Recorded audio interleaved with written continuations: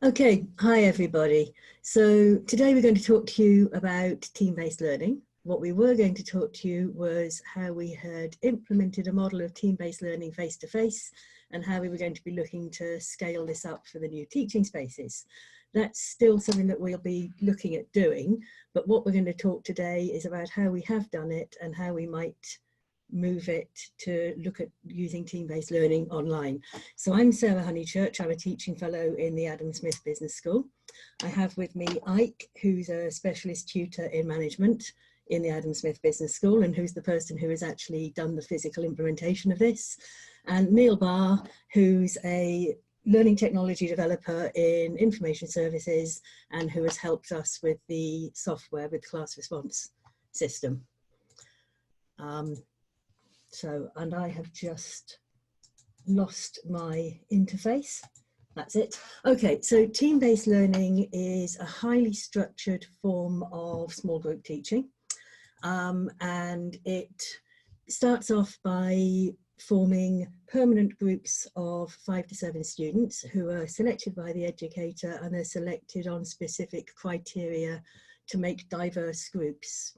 They're not streamed, they need to be diverse groups. The team-based learning modules and units are of variable length, but it's very much around units and around concepts rather than around weekly content. So they're bigger chunks. So very, very suitable for the sort of, oh, you're not seeing my slides, sorry, okay. Okay, so team-based learning, highly structured, permanent groups of 5 to 7, and TBL modules or units are of variable length, and they follow a recipe that is variable to some extent, but does depend on certain bits being in place. So it starts by pre-class preparation. This is traditionally what we've called flipped teaching, where materials are delivered in advance. It then goes through a readiness assurance process. It continues into application exercises, which some people might call case studies or examples or something like that. And as we say, it can be adapted for asynchronous online learning. So, flipped classroom model, it starts by pre-reading. So the educator would send out or put onto Moodle a journal article, a textbook chapter, a video. Ike's going to have an example of this in a minute. It's very much, as Scott picked up, it has the 2-stage exam as part of the process. So the 2-stage exam that Geetha just talked about, because what we're doing in the business school is looking at the aspects of team-based learning and seeing how we can pull these out and model them as part of smaller processes as well as the big process. So it starts with what's called an IRAT, which is just the individual test that Geetha described. Students answer questions based on the reading, answer them individually. Their answers are taken away just as Geetha did. They get into their pre-selected groups and they have to answer the same questions again and agree to answer them as a group. And what Michelson has found is that in doing this process, the poorest performing group score outperforms the highest performing individual score in the huge majority of cases. So it really is something that leads to very quick formative learning. It then has appeals. So if students think that the questions were badly worded, they have a chance to appeal. They have 7 days actually to make this appeal. And then there would be a mini lecture, which is very often called just-in-time teaching, where the educator can pick up and reinforce aspects of the learning that they feel that maybe the students just haven't picked up. And so they can reinforce this very, very quickly and make sure that all students are at the same place before they move on to the next process. So it's something like no student left behind, to use nasty slogans. Okay, application exercises are very, very important. And again, you'll see this in more detail when Ike gets to it, but there's 4 essential elements. It has to be a significant problem. It has to be something that there is not just one factual answer to. It needs to be something that there can be a debate, so that students are actually need to be able to work this through and they need to be able to come to different structured answers. It needs to be the same problem. Everybody in team-based learning does the same question at the same time. And there needs to be a specific choice. So the educator typically would set a question or an application exercise that had 8 different answers. In reality, probably you're going to find that 2 or 3 of these answers are the popular ones that students come to, but there needs to be this specific choice so that you can get students to vote on a specific answer. And they all need to report simultaneously. So one of the problems that can be about group work is that the first group says feedback and other groups just say, yeah, what the first group said. In this, every group reports at the same time. They all vote on which answer they're going to choose, and they don't see anybody else's answer until they've seen their own. Optionally, you can do peer evaluation of group members. You could do that in class, or you could do it after class. And optionally, you can get students to do a group assessment, or you can get them to do an individual summative assessment. So it's not tied to assessment, but assessment can become part of the model. I'm going to move on now to Ike, who's going to talk through how we use this in class. Ike, you're muted. Okay, thank you, Sarah, for that interesting introduction. Last year we tested out team-based learning with international business students at Adam Smith Business School.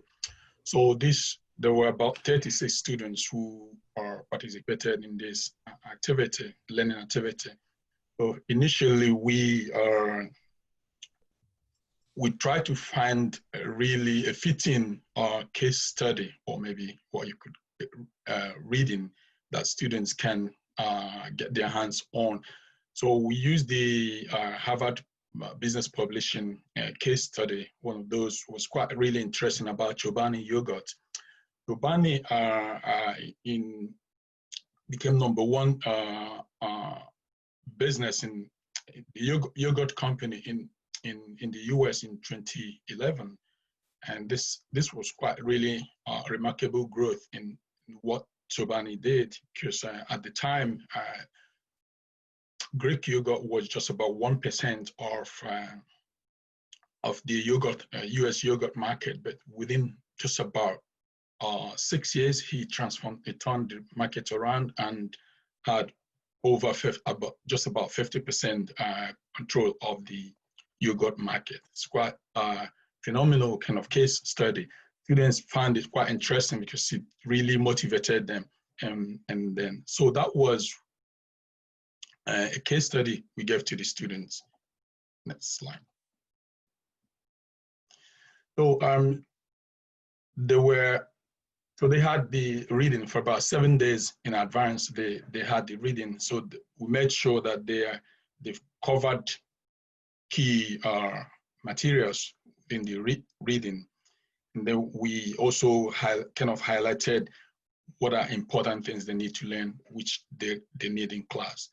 The other thing that made it really bring it into life was video. So we also, I gave them about a video of the case study, but just about 4 minutes video that brought it to life. I mean, we don't have the time to watch the video, but if you watch this video, you almost will fall in love with this case study. It's quite moving, quite interesting case study.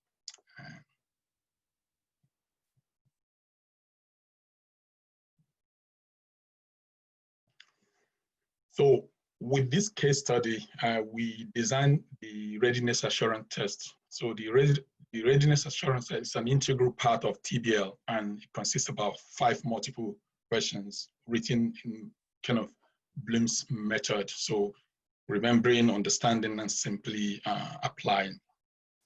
Students complete about 15 minutes IRAT, which Sarah has mentioned earlier on, is individual response test for the students. Then this test kind of tests their foundational knowledge from the reading. And then just immediately as they finish this, they go into groups and do exactly the same test without having the result of the test. They would do the test again as a group. And really, this is where team-based learning really is exciting, because the group is a high energy event really in the group. In this, you can hear the noise, the students discussing the different stories, and they have to kind of agree between themselves which is the right answer. You can hear them haggling around that.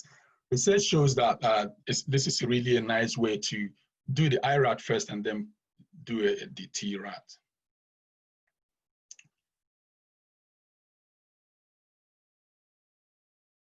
So from the students' IRAT, TRAT, this was our result, and this is quite interesting result. From the IRAT, this is what it should look like. TRAT is a little bit strange, but I will explain quickly around that. IRAT, we had 36 students, and 26 of the students got the question right, and 10 students didn't get that right. And the second question was about 1917. So we put these questions in a way that it's not just easy to answer them if you have not read the materials. And so the final question was a bit easier for students to answer, and you can see that.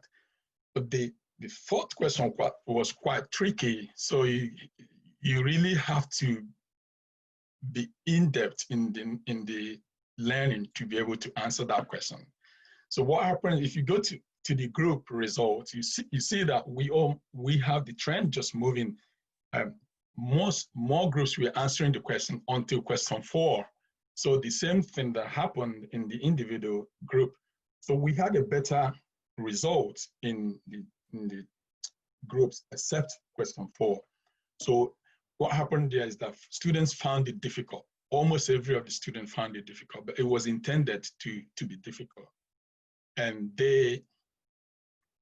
but there was still improvement. So the improvement in the group in the individual was less than the improvement in the group. What team-based learning shows here is that students perform better when they work in groups, in a collaborative group. And that's really why it's an interesting method of learning. And Sarah, the next is Neil will come in here. Yes. Yes.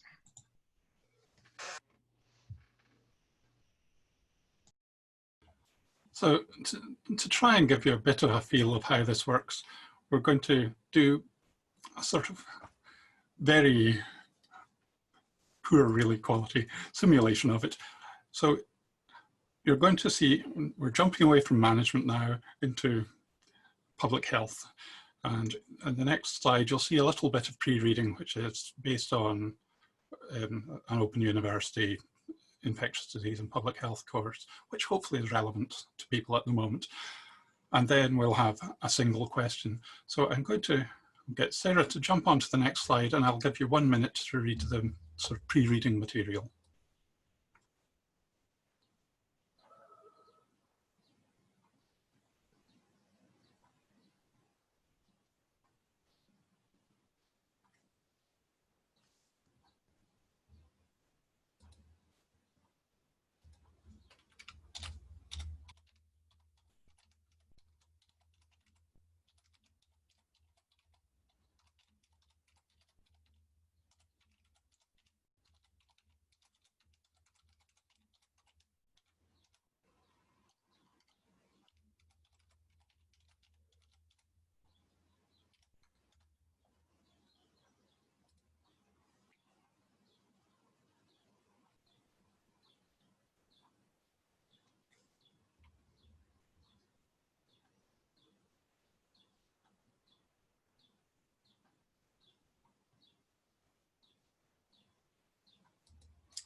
Right, so that's 1 minute.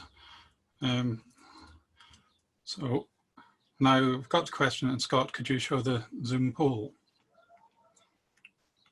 So everyone can put in their votes. If we were doing this the way we originally intended in the conference center at the university, we would be using Yackers or a class response, but it's not optimal on the Zoom because if someone's got a single screen device, it's not great.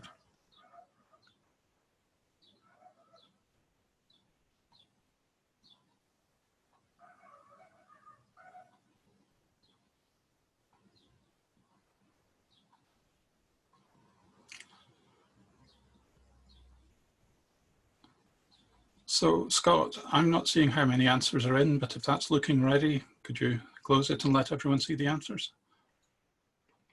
I'll pop up here just for a second. We're currently at 40% of people who've sent in a vote. Do you want me to leave it a little bit longer? Just a little bit. Yeah.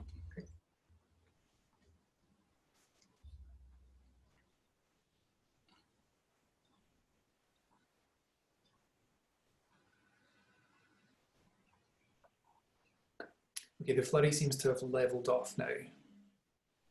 So I'll end poll and share the results. Right, thank you. Okay.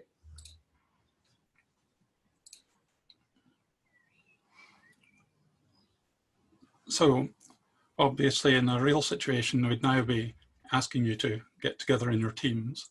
Maybe Sarah could talk through how this would go, and I'll talk about the answer briefly, just in case people are interested. Oh, is Sarah not? Yeah, so I think as Ike has described and as Geeta has described, the next thing to do would be to get into the groups. You don't have your individual answers anymore, but you remember them, you talk through them, you decide on an answer, and typically you would have 3 goes at the answer. So for the first answer, if you get it right, you get 5 points. Then you try again, you get 3 points. You try again, you get 1 point. These scores can just be formative. They needn't be part of the class assessment, although they can be, but it does turn into a bit of a gamification, and groups rather than individuals do like competing with each other, as Ike will say. So do you want to give the answer and then we'll move back to Ike? Yeah, so the correct answer is 67%, because if the average person is infecting 3 people, if 2 of these 3 people, or if 2 out of every 3 people they've met have already been inoculated against this disease, gradually fewer and fewer people will be infected, and that would stop at further outbreaks. Okay, Ike, over to you.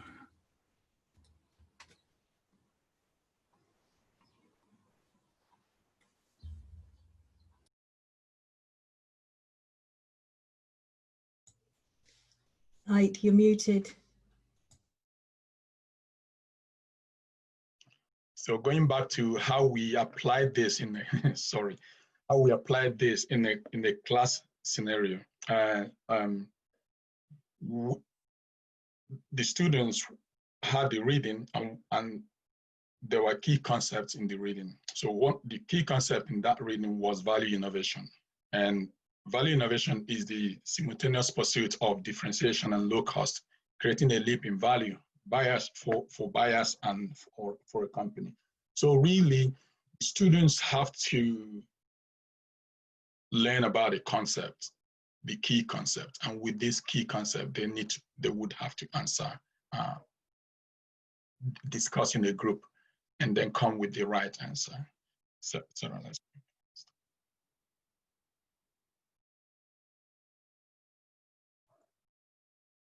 Next slide, please. So value innovation, this is the concept. So the question for the students was, use the 4-factor framework to so we've provided them a flip chart. With the flip chart, they will use the framework to determine what Chobani did to achieve value innovation. So within the reading, they will be able to capture this, and they just need to do that in their groups. And within the group, they have to show a card. So whatever they decide in their group is the answer. They have to show a card, which is the correct answer.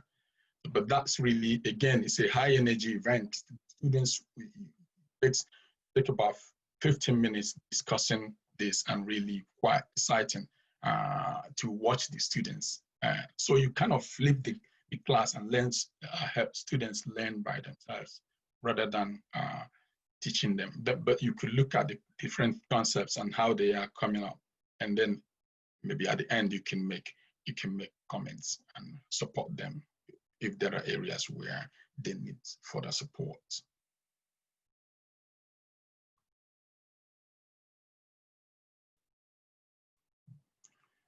So what is the future plans? Last Yeah, we had a couple of other academic seminars. So we had some academics who were interested in team-based learning, and we kind of taught them through this in small seminars.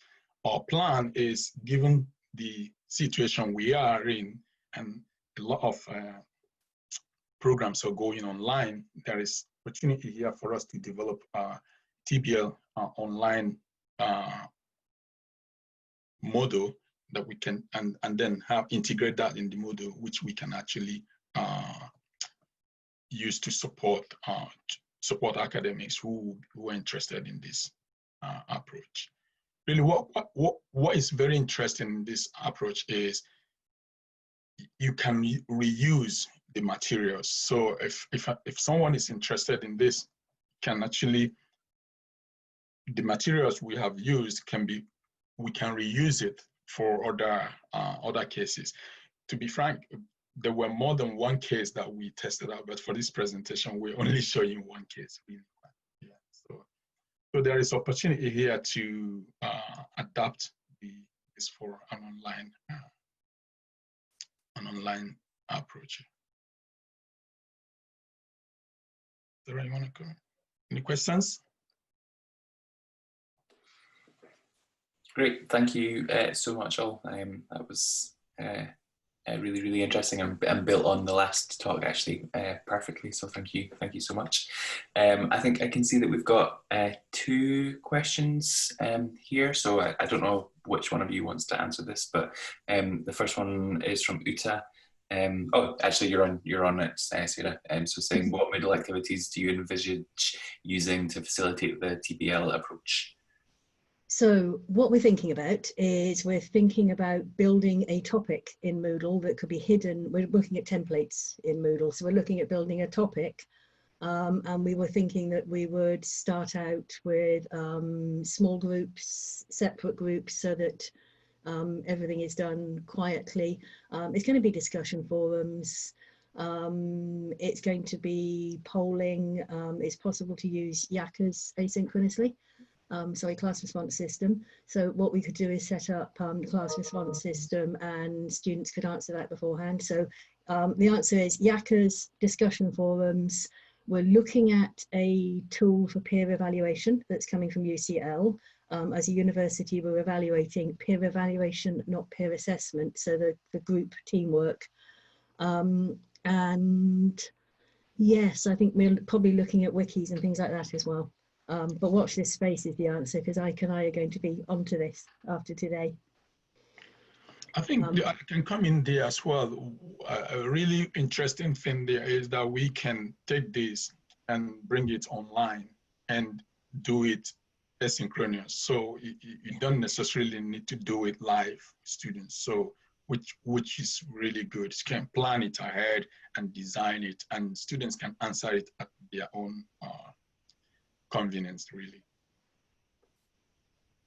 Great, thank you. And then the other question from Uta says, it's a very interesting presentation. How do you support students who are not naturally keen on group work, such as students with greater accessibility needs, social anxiety, ESD, and so on? Okay, so I'll say a bit and then let Ike say a bit. So as a school, we are developing a whole scaffolded approach to group work. So we have a working group that is working at the moment. And so we're looking at resources for staff and resources for students. And we're very, very appreciative of the fact that we do need to have a very diverse set of students. So we're looking at scaffolding the whole processes around group work so that we can maybe alleviate a lot of the social anxiety beforehand. And we're talking to disability services about alternative measures where they would be appropriate. But I think Prem, when he came and gave the keynote, had the same sort of issues, and we do need to look at how we deal with them. Ike, what do you want to? I'll come in there again. Yesterday we were talking about the presentations, and there were a few things that would have been in the presentation that will explain this. So before put the students in a group, we do a lot of kind of game. So there's a poker game, which we use to choose the students. So what we do is, first of all, actually knowing what the type of personalities they are, their intellectual abilities, their background, academic background. So we actually, the instructor is the one who create the group. So the group is not a group you just come in and join. So it's a group that is very well organized with different people. And the idea is everyone is not expected to talk in the group really, but people bring different skill sets in a group. So once we are able to do that, it will surprise you how much people begin to talk in the group. And I did another team-based learning with a platform model. So this was around our topic, the network effect. And students really looked at this, and we looked at Amazon and network effect and online shopping. These were students who were not talking. As far as the topic is exciting to them, so it's important to choose really moving topic. Your case study has to be right. So once you get the case study right, get the group right, it's almost, and we've worked with this group all through the year. So we didn't just put them together for one activity.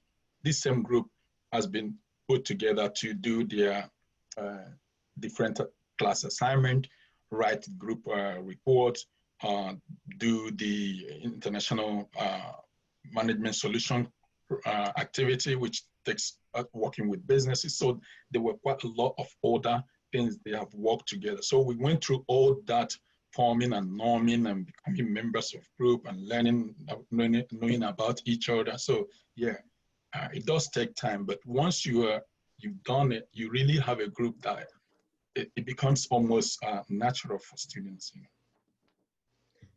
Yeah, and actually Ike's touched on something very, very important there, that what we're looking at as a school is we're looking at a model maybe from Belbin, so that students would identify their different strengths and play to their strengths, so that, as Ike says, not everybody has to talk. There are some functions of a group which are really, really important, like timekeeping and all of this sort of just keeping the group going. And that what the model that we're looking at, every role is seen as important as the others. So it's not just the person who's always talking and presenting.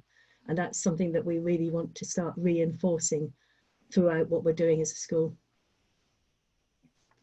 Great. Thank you so much. I think that's our questions done. So thank you so much, all. We all really appreciate your time and your thoughts on this. That was really, really interesting. Thank you. So we are now just at our coffee break time. So we've got from now until 12, when we'll start back. Just a couple of reminders. The hashtag is LTConf20. I'll put it in the chat.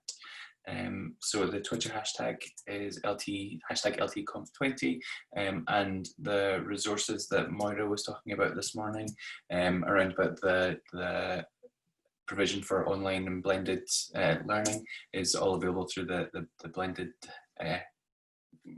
gle.ac.uk/blended. We have had all morning somewhere between 60 and 80 participants here, which is great, which is almost exactly the number that we had intended to have had we been physically in the room in Senate. We had capped the registration numbers at 80 for Senate, so we are exactly the number that we had hoped to have been. But so for now, we'll take a break for 25 minutes, recharge our coffee cups, and come back at 12. And thank you again to the presenters from this morning. Thank you.